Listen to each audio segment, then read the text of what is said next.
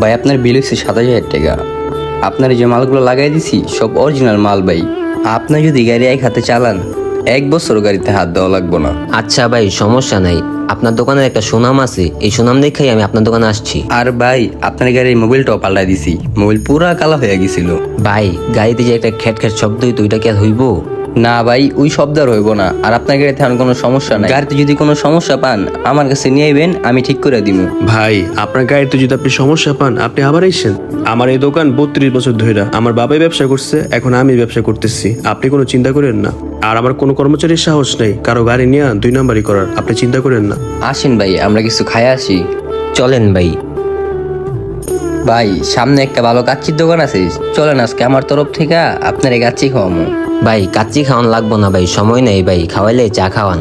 ভাই আপনি বলছেন আমি এতেই খুশি, আপনার ব্যবহারটা ভাই ভালো লাগছে। ঠিক আছে ভাই, চলেন তাহলে চা খাই, সামনে ভালো চায়ের দোকান আছে। ভাই আপনার গাড়ি সার্ভিস করে মনে হইলো আপনি অনেক থেকে গাড়ি চালাতে দেন, এবার থেকে রেখাতে চালাইবেন। এত টাকা গাড়ি ঠিক করছেন। আর মিয়া গেলাম কাচ্চিটা খাইতে, কাচ্চিটা খাইলেন না। ভাই আমার কাচ্চি খাওয়া নিষেধ, গ্যাস্ট্রিকের সমস্যা, চাটাই ঠিক আছে। ভাই আর কিছু খান? কেক আছে, রুটি আছে, সিঙ্গার আছে। না না ভাই আর কিছু খামো না। যাই হোক ভাই, আপনার গাড়িটা যে কাজ করছি না পুরো নিজের মতো করে করছি ভাই। যদি কোনো সমস্যা পান তাহলে আমারে বললেন।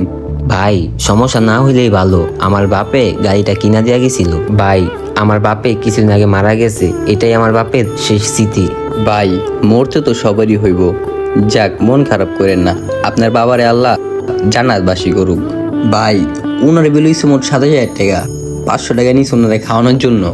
এই বেড়া 27,000 টাকাতে যদি 500 টাকা খাওয়াই দেস আমার লাভ হবে কয় টাকা? এমনি করলে কি আমার ব্যবসা চলবো? আপনি ভাই ভালো করে জানেন এই ৭,০০০ টাকার ভিতরে কয় টাকা লাভ হইছে। কম করে হইলেও 4-5 হাজার টাকা লাভ হইছে। এই 4-5 হাজার টাকার ভিতরে যদি 500 টাকা খাওয়াই তাহলে ক্ষতি কই? আর ভাই 500 টাকা খাওয়ানো লাগে নাই, হ্যাঁ 10 টাকা চা খাওয়াই দিছি। ভাই 10 টাকার 500 টাকা বড় কথা না, হ্যাঁ সাথে যে ব্যবহারটা করছি এই ব্যবহার দেখা হ্যাঁ আমাকে দোকানে দিতে পারিতে বাধ্য। ভাই আপনি হিসাব করলেন 500 টাকা, পরবর্তী যদি উনার অথবা কারো গাড়ি নষ্ট হয় উনি আমাদের কাছে নিয়ে আসবো, তখন কি আপনি লাভ করতে পারবেন না? হ্যাঁ ভাই তুমি ঠিকই বলছো। তুমি ওনার সাথে যে ব্যবহারটা করছো উনি পরবর্তীতে আমাদের দোকানে আসবো।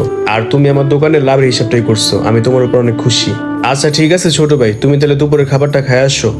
আপনার দোকানে যে 5 নামের ছেলেটা ছিল ওই কই 10,000 টাকার মাল লাগতো। ভাই ফাইন তো খাইতে গেছে, আমি আপনার মালগুলো দিতেছি। ঠিক আছে ভাই, ফাহিম আসুক, একটু পরে আসা নিতেছি।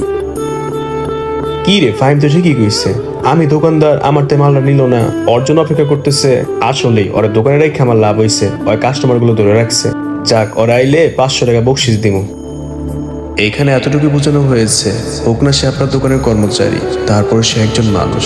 আপনি যদি তাকে আপন করে নেন তাহলে লাভটা আপনারই হবে।